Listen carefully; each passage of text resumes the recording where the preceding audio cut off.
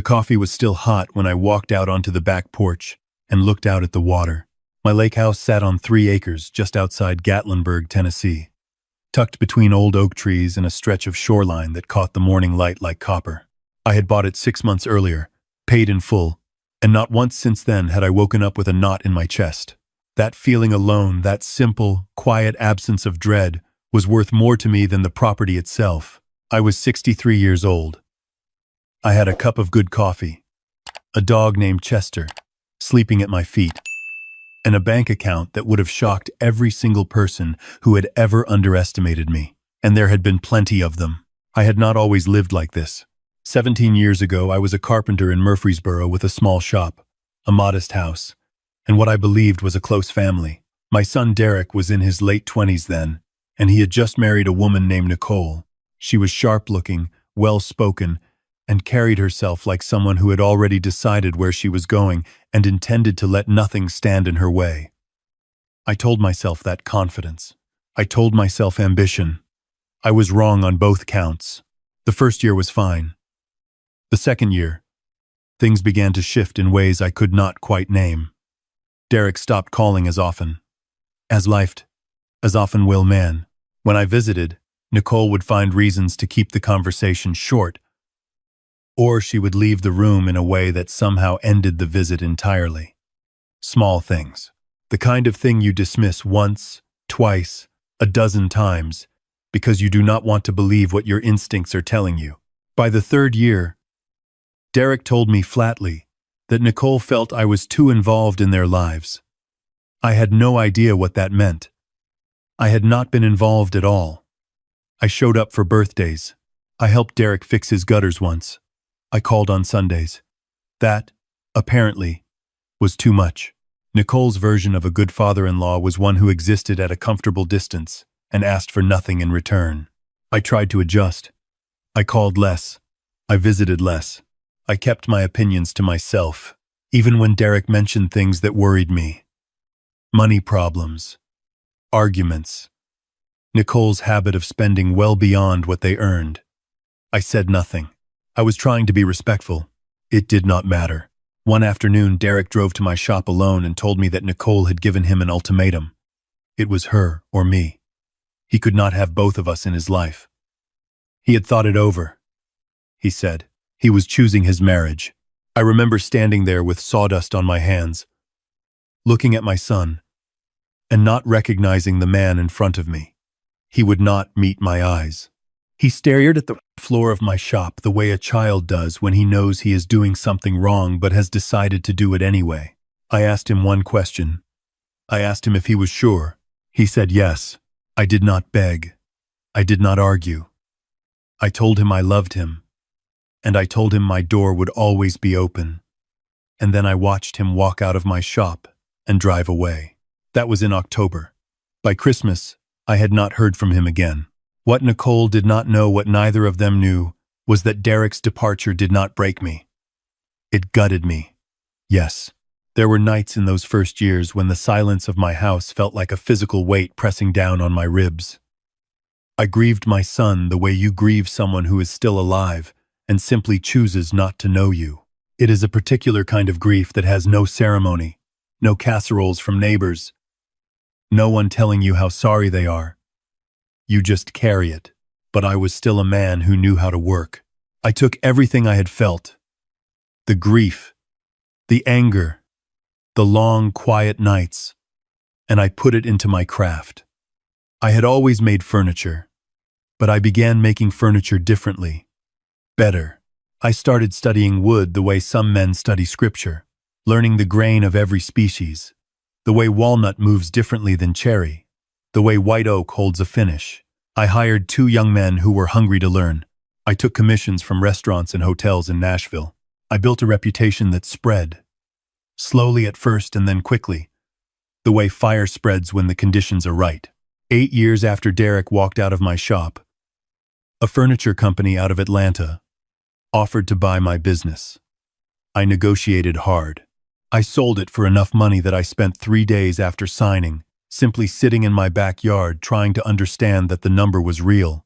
I did not announce it. I did not post anything online. I moved to Gatlinburg, bought the lake house, and began the retirement I had earned. For a while, the quiet was everything I needed. Then one Tuesday morning in late April, my phone rang, and the number on the screen was Derek's. I stared at it for a long moment. Chester lifted his head from the floor and looked at me, the way dogs do when they sense something has changed in the room. I let it ring twice more. Then I answered, "Dad." His voice was the same and not the same. Older, something worn down in it. "Derek," I said. There was a pause. "I heard you sold the business." I did not ask how he heard. In small enough circles, news travels without being sent. "I did," I said. Another pause. "Nicole and I were wondering if we could come visit, see the new place." I noticed he said Nicole and I. Not I. Not I missed you, Dad.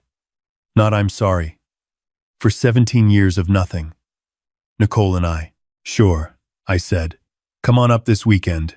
I hung up and sat for a while with my coffee and thought about what was coming. I was not naive. I knew exactly what this visit was about. 17 years of silence, and the call came 6 weeks after the sale closed. The timing was not a coincidence. It was a calculation. I called my attorney that afternoon. Her name was Patricia, and she was the best in Knoxville. I told her what was happening and asked her to help me understand my options. I also called an old friend named Marcus, who had spent 20 years doing private investigation work before he retired. What I did not tell Derek or Nicole was that I had a granddaughter. Her name was Lily. She was 15 years old, and she was Derek's daughter from before he married Nicole.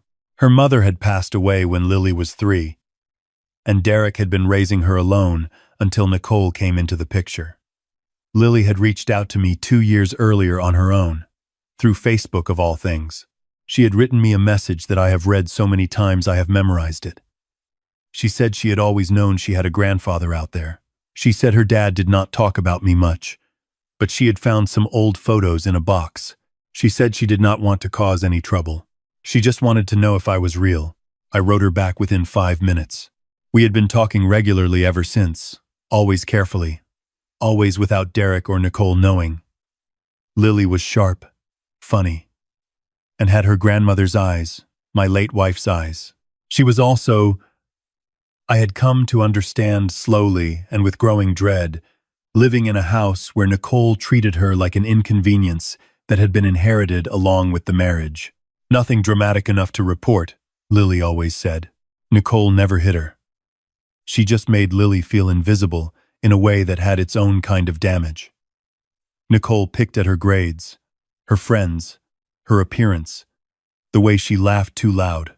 Derek, for his part, had become so accustomed to agreeing with Nicole that he had stopped noticing what he was agreeing to. I had asked Marcus to look into the household before the visit. What Marcus found confirmed what I suspected.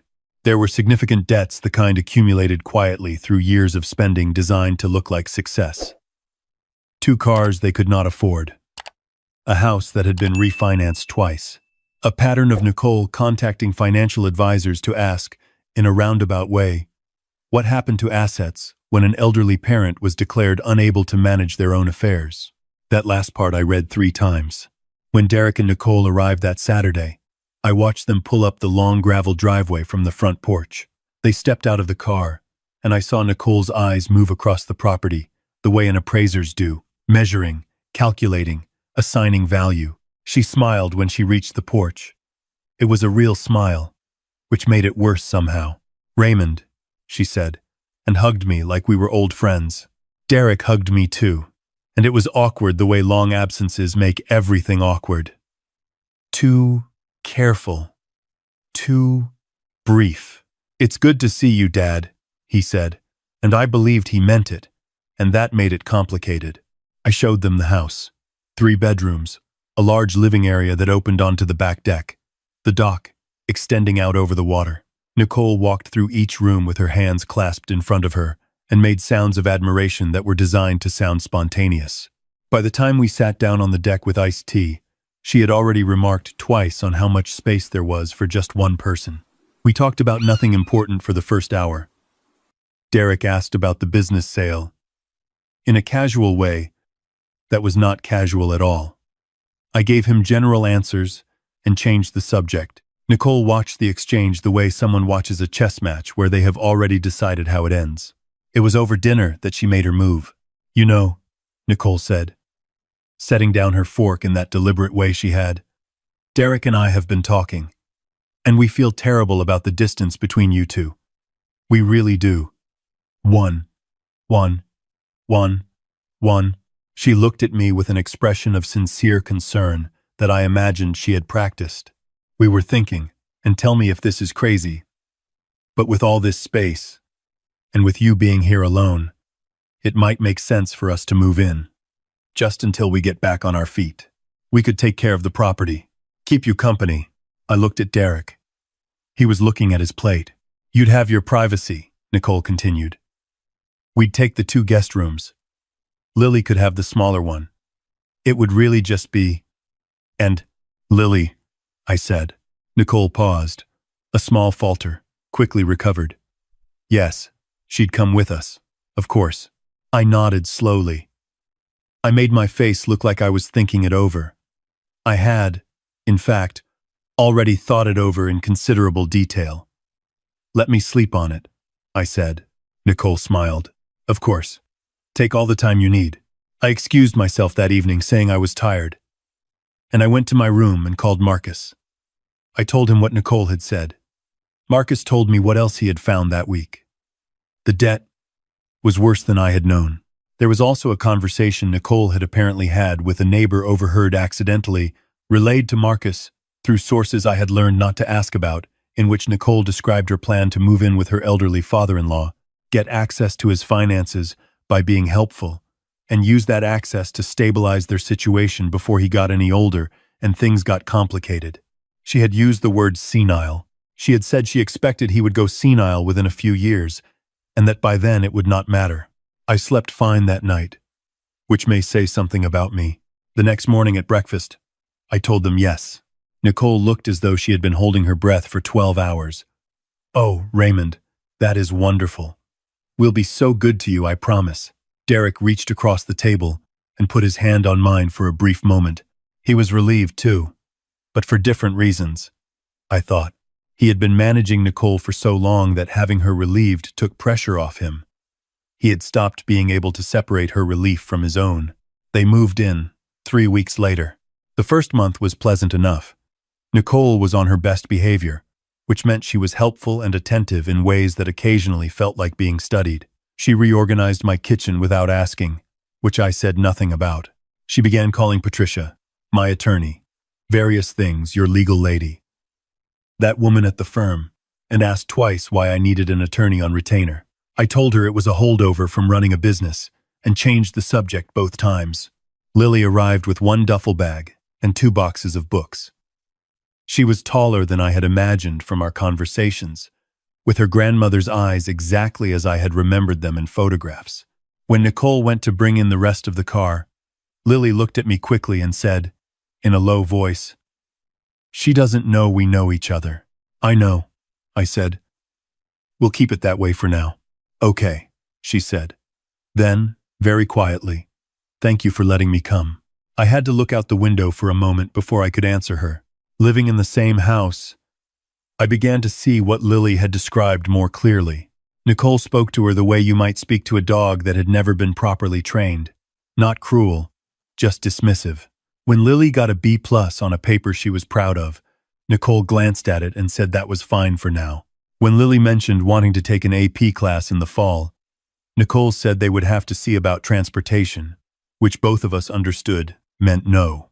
Derek noticed none of this, or told himself he didn't. In the second month, things began to move faster. Nicole started asking questions about the accounts, casual questions, woven into conversation. She offered to help manage my household bills. She began leaving printed brochures for assisted living facilities on the kitchen counter, which she explained away as something she had just come across. No reason, just something to think about eventually. She arranged for a doctor to come to the house, a friend of a friend, she said, for what she called a wellness check. The doctor asked me questions about memory and cognition that were not a wellness check. I answered every question correctly. Then I smiled at the doctor and told him Patricia would be in touch.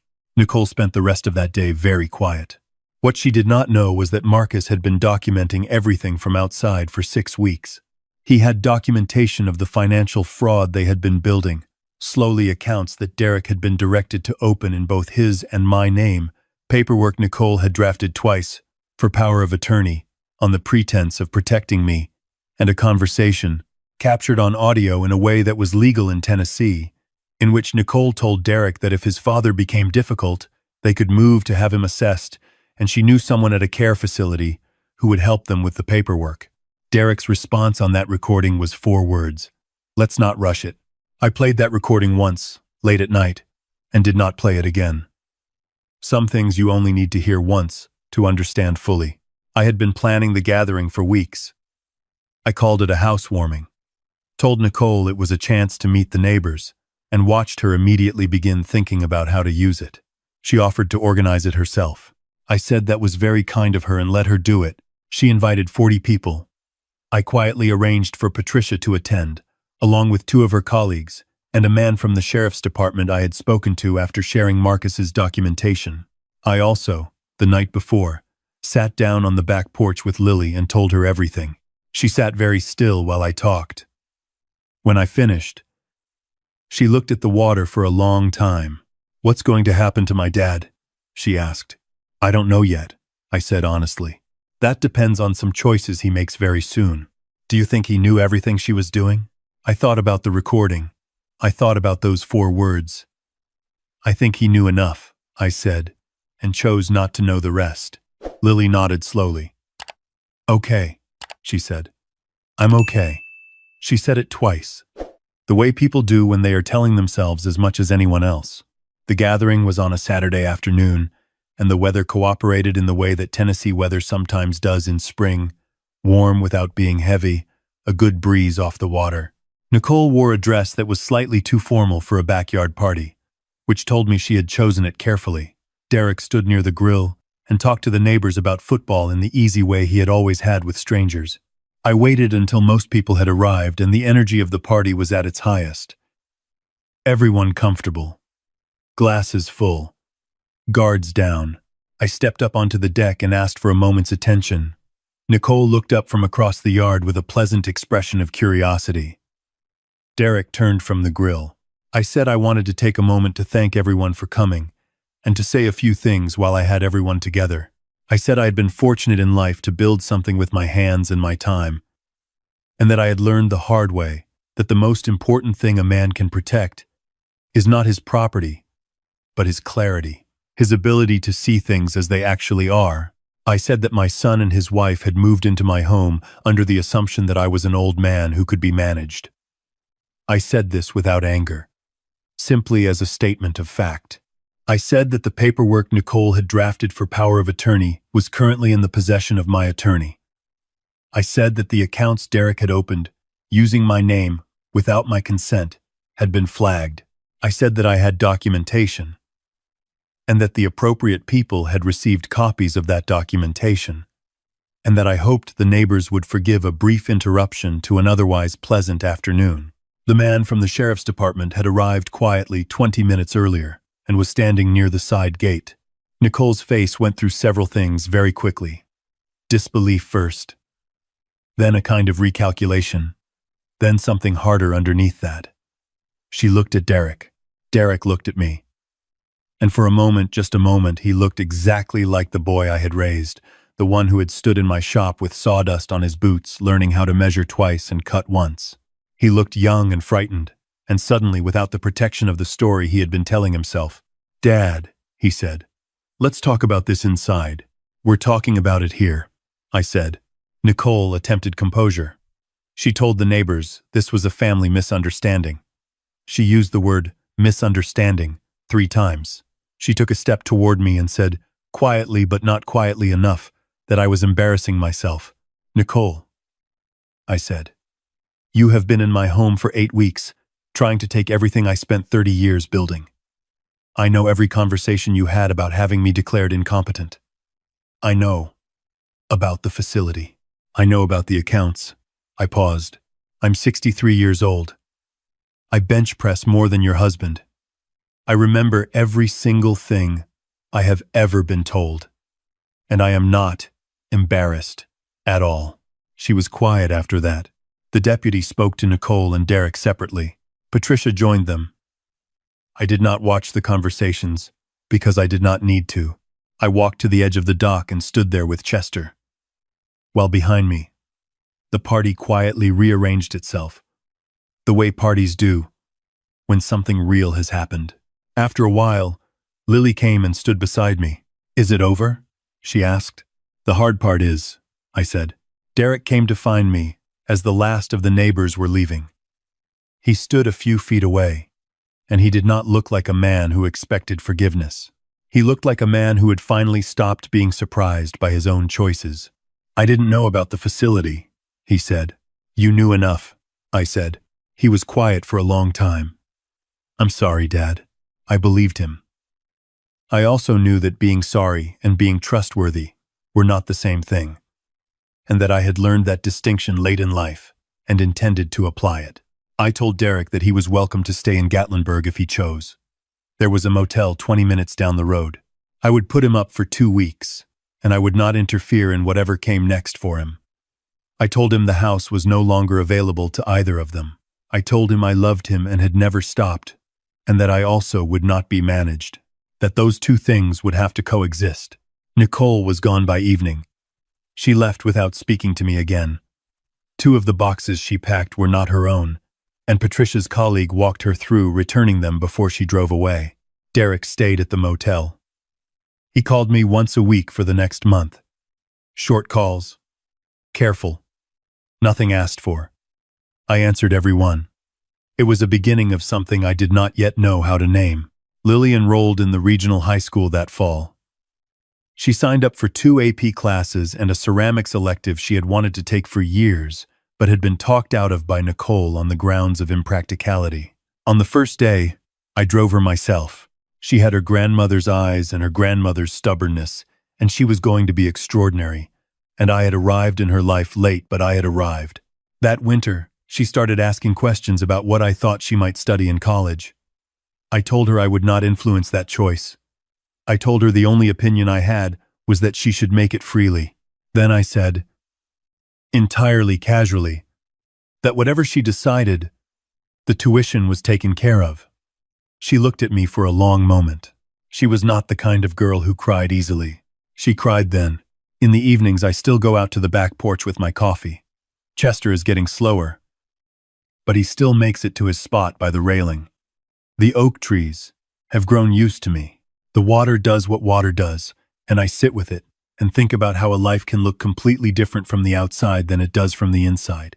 People who saw me in my 50s saw a man alone, a man whose family had left, a man running a small shop in the Tennessee heat for no particular audience.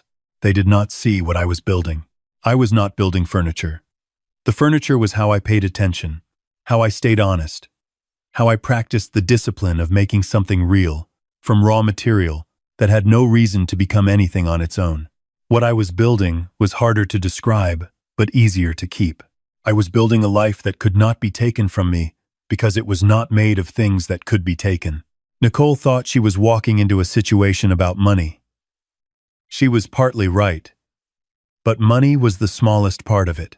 She was really walking into 17 years of a man learning who he was in the silence that other people's cruelty creates.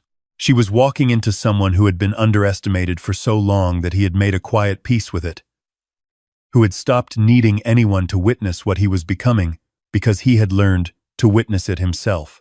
You do not recover from being cut off by the people you love. You do not recover and go back to what you were. You become something else. What you become depends on what you choose to do with the space where they used to be. I chose to fill it with work and with patience and with the knowledge that the truth is not always loud.